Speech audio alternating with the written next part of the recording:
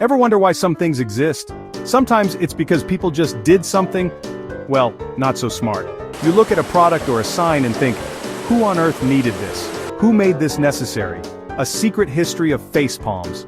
Hold my beer and watch this. From the things we buy to the warnings we ignore, our world is shaped by collective foolishness. It's kind of hilarious. It's a beautiful, beautiful thing. Not life-saving medicine, not trips to the moon. Get comfortable, maybe grab a snack. But check the warning label. Today, 7 things born from questionable decisions. Alright, let's kick things off with something you see every single day. The warning label. Specifically, those labels that seem insultingly obvious. You buy a cup of coffee and it has a little sleeve on it that says, "Caution, contents are hot." And you think to yourself, well, I certainly hope so, that's why I bought it. It's the very essence of hot bean water. Who is this warning for? Well, sadly that person exists. They are the legal ghosts of lawsuits past. Someone took a big gulp of a hot beverage and was genuinely shocked to discover it was hot. Instead of thinking, I should have been more careful, they sued, and they won. An industry of cautionary labels: do not use while sleeping, do not iron clothes while wearing them. Someone actually tried to press their shirt while it was on their body. They stood there, sizzling like a piece of bacon. So next time you see one, don't roll your eyes. Pour one out for the brave, clueless pioneer who made it all possible. Next up, let's talk about something so common we don't even think about it. Railings, on stairs, on balconies, on decks, they're just there. The answer seems obvious, right? So you don't fall. But the fact we had to invent and mandate a specific thing so you don't fall tells you a lot about our species. Imagine the first guy who built a 2-story house. He shows his friend. Check it out, Grog, I built up. Grog takes 2 steps, immediately loses his balance and tumbles right back down. Alright people, we have a problem. You can picture the town meetings. It was born from a mountain of bruises, broken bones, and probably a few very embarrassing funerals. It's the architectural equivalent of putting bumpers in a bowling lane. It's society saying, I don't trust any of you to walk in a straight line, especially not near a sudden drop. Every time you place your hand on a banister, you participate in a ritual created because our ancestors had the spatial awareness of a dizzy toddler.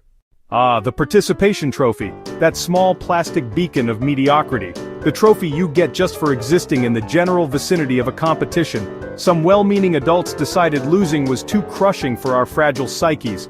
So everyone gets a trophy. You get a trophy. You get a trophy. But it kind of backfired, didn't it? Because kids are not dumb. The kid who actually won knows their big, shiny trophy is different. The kid with the participation trophy knows it's a consolation prize. This created a generation who, some say, expect rewards just for showing up. What do you mean I don't get a promotion? I came here every day this month. An experiment in bubble-wrapping childhood. Failure is a normal part of learning. We invented a silly solution to a problem that wasn't really a problem. Now it sits on shelves, a tiny, golden monument to when telling everyone their special beat letting them become special. A silly solution to an over-sanitized problem, and also, sometimes the trophy is just adorable. In the grand tradition of doing way too much for no reason, I present to you the gender reveal party. Finding out the gender used to be a simple, beautiful thing. A phone call, an email, a quiet hug, a cake with pink or blue frosting, a box of balloons. It was fun and harmless. But then the internet happened. The balloons turned into cannons filled with colored powder. People started using everything from airplanes dropping colored smoke to alligators biting into color-filled watermelons. I'm not making that up. There have been real disasters. Wildfires started by pyrotechnic devices meant to shoot blue smoke, explosions, injuries, even death, all because someone wanted their reveal to be the most viral thing online. It was invented because of a silly, escalating desire to be the most extra couple on Instagram.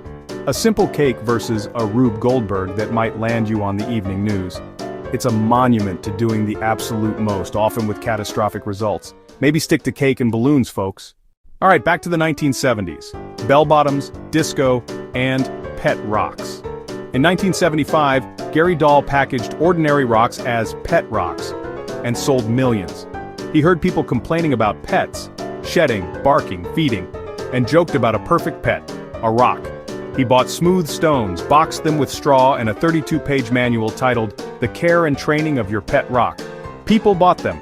Over 1 million sold at $4 a pop. He became a millionaire by selling rocks in a box. It was a gag gift, a story, an experience. Beautifully pointless.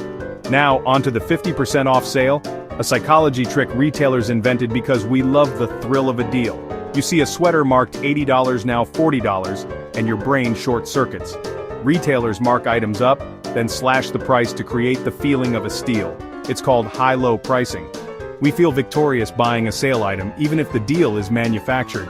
It's a monument to our broken bargain brains. We love the percent sign more than we love saving. Sometimes the dumbest ideas are simply brilliant marketing. For our last invention, it's not a physical thing at all. It's a phrase, common sense. Think about that phrase. It implies a baseline of practical knowledge shared by everyone. We only give names to things that need distinguishing. We have the word hot because cold exists. We have common sense because a staggering lack of it exists. When your friend is about to microwave a fork, you say, "Dude, use common sense." It's a verbal eye roll. Every warning label, every railing, every tiny trophy is a direct result of someone failing the common sense test. They're also a strangely comforting part of the human story. Little footnotes of our imperfect, clumsy selves. What's your favorite silly invention or warning sign? Drop it in the comments below.